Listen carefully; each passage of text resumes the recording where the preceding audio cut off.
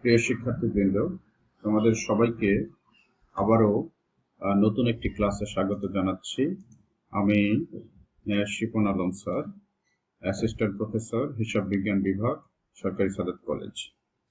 তো আজকে আমরা মার্চেন্ডাইজিং অপারেশন অ্যান্ড অ্যাকাউন্টিং সিস্টেমের উপরে আরেকটি ক্লাস শিখব। এটি আমাদের দ্বিতীয় ক্লাস। তো এই ক্লাসে আমরা পারপেচুয়াল ইনভেন্টরি সিস্টেম সম্পর্কে আলোচনা করব। তো চলো দেখি, আজকে আমাদের একটি প্রবলেম দেওয়া আছে। এই প্রবলেমটি তোমাদের 2004 এবং 2017 সালে ফিনান্স অ্যান্ড ব্যাংকিং ডিপার্টমেন্টে এবং 2019 সালে অ্যাকাউন্টিং ডিপার্টমেন্টে এসেছিল। তো আমরা একটু দেখি যে প্রবলেমে কি বলা আছে। দেখো, এখানে লেখা আছে Kalam motor car uses a perpetual inventory system 17/2018। Kalam motor এই প্রতিষ্ঠানের নাম, যে কিনা পারপেচুয়াল ইনভেন্টরি সিস্টেম এই মেথডটি ব্যবহার করে। তো 1/7/2018 ব্যালেন্স, তাদের ব্যালেন্স শোজ দি টোটাল কার ইনভেন্টরি 1/7/2018 সালে, অর্থাৎ 2018 সালের 1 জুলাই তারিখে টোটাল কার ইনভেন্টরি ছিল তাদের 2,88,000 টাকা। 2,88,000 টাকা কার ইনভেন্টরি তাদের ছিল। তো আমরা জানি ইনভেন্টরি মানে মজুদ পণ্য। সো 1/7/2018 তারিখে তাদের এই মজুদ পণ্য বলতে এখানে তাদের যে কার ইনভেন্টরি, অর্থাৎ ব্যবসায়ীরা যে পণ্য নিয়ে ব্যবসা করে, যে জিনিস নিয়ে ব্যবসা করে, সেটাই কিন্তু তাদের ইনভেন্টরি। এখানে কালাম মোটর যেহেতু কার নিয়ে ব্যবসা করছে, এই কারণে তাদের ইনভেন্টরি কিন্তু এই কার ইনভেন্টরি, তাদের ইনভেন্টরির নাম কার ইনভেন্টরি। ওকে, সো 2,88,000 টাকা, ইন হুইচ, যেখানে এ মডেল 4 কার্স ফর টাকা 30,000 ইচ। এ মডেলের গাড়ি আছে হচ্ছে 4টি, যেটার প্রত্যেকটার দাম হচ্ছে 30,000 করে। তাহলে আমার এ মডেলের কারের ইনভেন্টরি মূল্য হচ্ছে 4 গুণ 30,000, অর্থাৎ 3-4 1,20,000 টাকা। বি মডেলের 3 কার্স 32,000 টাকা, এটা গুণ করলে হবে 3 2 6, 3 3 9, 96,000 টাকা বি মডেলের কার। এরপরে সি মডেল 2 কার্স 36,000 টাকা, তাহলে আমার দুইটা কার 72,000 টাকা হবে। এই 4টা কারের এই এ মডেলের 4টা কার, বি মডেলের 3টা কার এবং সি মডেলের 2টা কার, এগুলো সম্মিলিতভাবে হচ্ছে আমার 2,88,000 টাকার ইনভেন্টরি। আমি তোমাদের যদি একটু দেখাই, এখানে দেখো আমি দেখিয়েছি যে আমার টোটাল ইনভেন্টরি ওরা বলেছিল 2,88,000 টাকা। আসলে আমাদের হয় কিনা, মডেল এ 4টা গাড়ি ছিল 30,000 করে, 1,20,000 টাকা। মডেল বি ছিল 3টা গাড়ি 32,000 করে, 96,000 টাকা। মডেল সি ছিল 2টা গাড়ি 36,000 করে, 72,000 টাকা। সো 3টা মিলে হচ্ছে আমার 2,88,000 টাকা কার ইনভেন্টরি, যেটা তোমাদের প্রশ্নে বলা আছে। সো এখন আমরা প্রশ্নে যাই। এটা আমাদের ব্যালেন্স ছিল, ব্যালেন্স তো আর জানাল হবে না। প্রশ্নে কি চাওয়া হয়েছে দেখো, journalise the transactions using perpetual inventory system, অর্থাৎ পারপেচুয়াল ইনভেন্টরি সিস্টেম ব্যবহার করে তোমরা কি করো, লেনদেনগুলো জার্নাল করো। এই কারণে বিগিনিং ব্যালেন্স তো আর কোনো ট্রানজাকশন না, বিগিনিং ব্যালেন্স হচ্ছে গত বছরের লেনদেনগুলোর জের, এই কারণে এটার কোনো জাবেদা হবে না। ডিউরিং জুলাই মাসে the following purchases and sales are made on account, শুরুতেই বলে দিয়েছে যে নিম্নের যে পারচেজ এবং সেলসগুলো আছে সেগুলো তোমার হয়েছে কি অন অ্যাকাউন্ট, ধারে বাকিতে হয়েছে, অর্থাৎ কোনো কিছু এখানে নগদে হয় নাই। সো জুলাই 1 তারিখে দেখো, পারচেজড 3 acres ফর 30,000 ইচ। আমরা এ মডেলের 3টা গাড়ি কিনলাম 30,000 করে, তাহলে আমাদের মোট দেখো যে 30,000 করে 3টা গাড়ি, মোট দাম হচ্ছে 90,000 করে। যেহেতু আমরা ইনভেন্টরি কিনেছি এবং আমাদের পারপেচুয়াল ইনভেন্টরি সিস্টেমে করতে বলেছে, তোমরা জানো যে পারপেচুয়াল ইনভেন্টরি সিস্টেমে পণ্য কিনলে আমরা মার্চেন্ডাইজ ইনভেন্টরি নামে হিসাব খুলতে হয়, অর্থাৎ এই ইনভেন্টরিটাকে আমরা অ্যাসেট হিসেবে গণ্য করি। যখন আমার অ্যাসেট বৃদ্ধি পায়, অর্থাৎ ইনভেন্টরি যখন বৃদ্ধি পায়, যখন আমি পণ্য কিনি, তখন আমার মার্চেন্ডাইজ ইনভেন্টরি ডেবিট হয়। আর যখন আমার ইনভেন্টরি কমে যায়, তখন আমরা কি করি, ইনভেন্টরিটাকে ক্রেডিট করি। তো এখানে যেহেতু এ মডেলের 3টা গাড়ি কেনা হয়েছে, তার মানে আমার ইনভেন্টরি বৃদ্ধি পেয়েছে, এই কারণে মার্চেন্ডাইজ ইনভেন্টরি ডেবিট। আর এটা আমি আগেই বলা হয়েছে যে সকল কিছু বাকিতে হয়েছে, এই কারণে অ্যাকাউন্টস পেয়েবল ক্রেডিট 90,000 টাকা। তাহলে আমার জাবেদা দাঁড়াচ্ছে মার্চেন্টাইজ ইনভেন্টরি ডেবিট আর অ্যাকাউন্টস পেয়েবল ক্রেডিট। আর ব্যাখ্যার ঘরে এটাই লেখা আছে to record merchandise purchased on account, অর্থাৎ বাকিতে ক্রয়কৃত মার্চেন্টাইজ রেকর্ড করা হলো। 8 তারিখে sold to A cars for taka 72,800, অর্থাৎ এ মডেলের দুইটা গাড়ি আমরা কি করেছি, সেল করেছি, এটা বলা আছে। পারপেচুয়াল ইনভেন্টরি সিস্টেমে আমরা জানি যে বিক্রির সময় দুইটা জাবেদা হয়, একটা হচ্ছে সেলসের জাবেদা আর একটা কস্ট অফ গুডস সোল্ডের জাবেদা। সো এখানে আমি সেল করেছি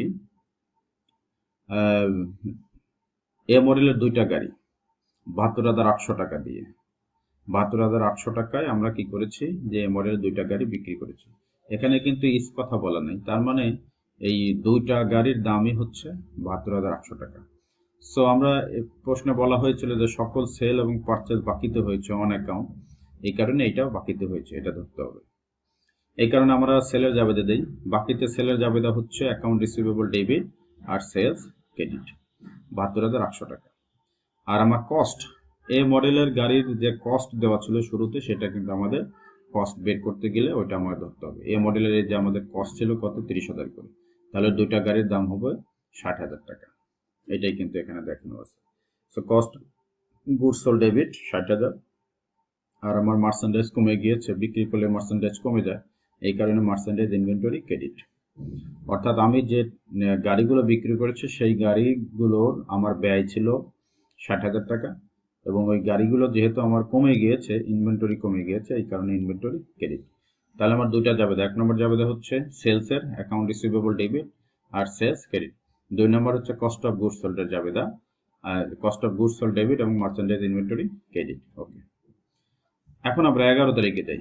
purchased to C cars for taka 36,000 ইস, অর্থাৎ সি মডেলের দুইটা গাড়ি আমরা কিনেছি, প্রত্যেকটার দাম হচ্ছে 36,000 করে।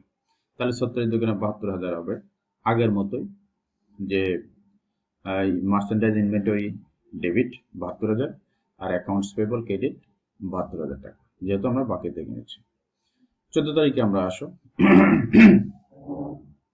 Sold one A car for টাকা 37,000, অর্থাৎ এ মডেলের একটা গাড়ি বিক্রি হয়েছে 37,000 টাকা।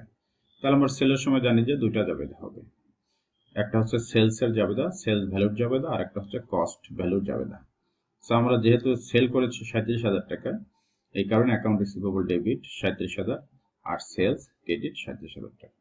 এরপরে কস্ট অফ গুডস সোল্ডের জাবেদা, এই মডেলের গাড়ির কস্ট ছিল, দেখো এই মডেলের গাড়ির কস্ট ছিল হচ্ছে 30,000 টাকা। এই মডেলের গাড়ির কস্ট ছিল 30,000 টাকা, এই কারণে আমার লিখতে হবে cost of goods sold debit merchandise inventory credit আগের মতোই। এবার আমরা 20 তারিখে দেখি। 20 তারিখে বলা আছে purchase two B cars for টাকা 64,000, অর্থাৎ 64,000 টাকায় আমরা বি মডেলের দুইটা গাড়ি কিনলাম। সো যেহেতু কিনলাম সেহেতু হচ্ছে আমার ইনভেন্টরি বাড়বে। 20 তারিখে যে দেখো মার্চেন্ডাইজ ইনভেন্টরি 64,000 টাকা, আর অ্যাকাউন্টস পেবল যেহেতু বাকিতে, এই কারণে অ্যাকাউন্টস পেবল ক্রেডিট আমাদের না বাড়বে। তো এই হচ্ছে আমার 20 তারিখ পর্যন্ত। এখন আমরা যাই 22 তারিখে কি বলেছে।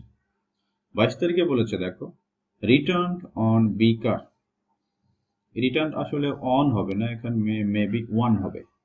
Return one B car purchased on July 20 for টাকা 32,000, অর্থাৎ জুলাই 20 তারিখে এই যে এখানে আমরা দেখো যে দুইটা গাড়ি কিনেছিলাম কি 64,000 টাকা, তাহলে একটা গাড়ির দাম ছিল কত, 32,000 টাকা। সো এই যে গাড়ি আমরা কিনেছিলাম সেই দুইটার মধ্যে একটা বি মডেলের গাড়ি আমরা কি করেছি, রিটার্ন ফেরত পাঠিয়েছি 32,000 টাকা। সো তোমরা জানো যে পণ্য কমে গেলে সেটা কি হয়, ক্রেডিট হয়। পারপেচুয়াল সিস্টেমে আমার যদি পণ্য কমে যায় তাহলে আমার ইনভেন্টরি ক্রেডিট হয়।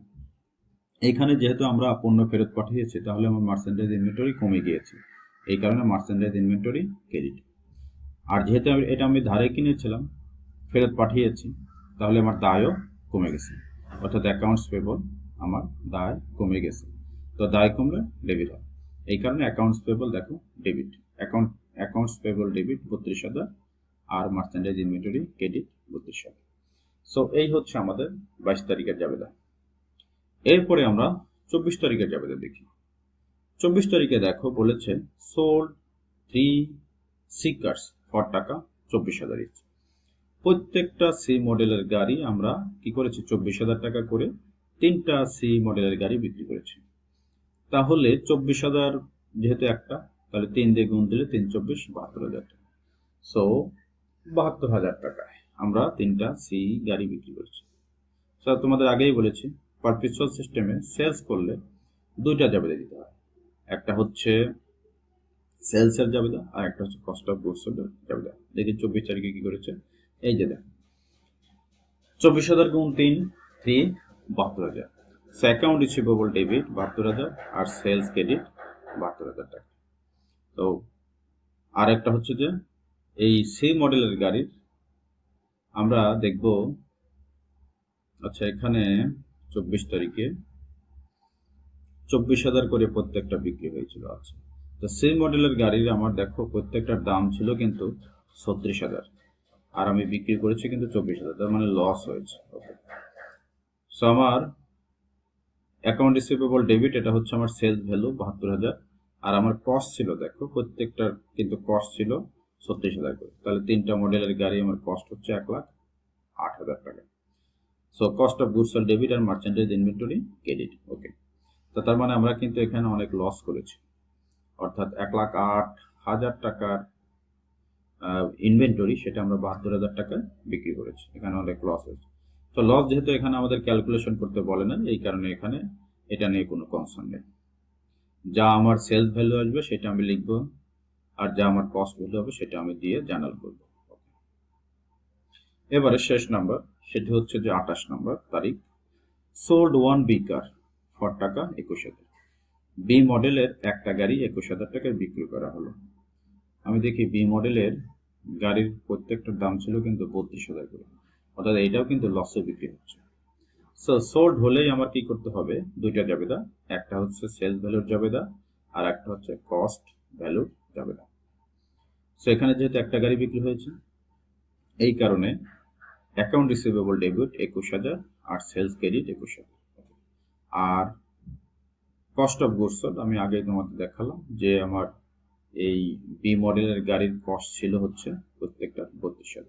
So cost of goods sold debit 32,000 আর মার্চেন্ডাইজ ইনভেন্টরি ক্রেডিট 32,000 টাকা। সো এই হচ্ছে আমাদের আজকের জাবেদা, মানে পারপিচুয়াল সিস্টেম। এটা একটু ভিন্ন অঙ্ক ছিল, কারণ হচ্ছে যে আমাদের এই লেনদেনগুলোর মধ্যে অনেক সময় কস্ট দেওয়া থাকে না, সেই কস্টগুলো কিন্তু আমাদের শুরুতে দেওয়া ছিল, ওইখান থেকে নিয়ে আমাদের কস্ট অফ গুডস সোল্ড বের করতে হয়েছে। সো আশা করি তোমরা পারপিচুয়াল ইনভেন্টরি সিস্টেম আমি মানে আজকের অঙ্কে যেটা ছিল সেটি বুঝতে পেরেছো। তারপরে যদি কোনো কনফিউশন থাকে অবশ্যই তোমরা কমেন্ট করে জানাবে। সবাই ভালো থেকো, নেক্সট ক্লাসে আবার কথা হবে। আল্লাহ হাফেজ।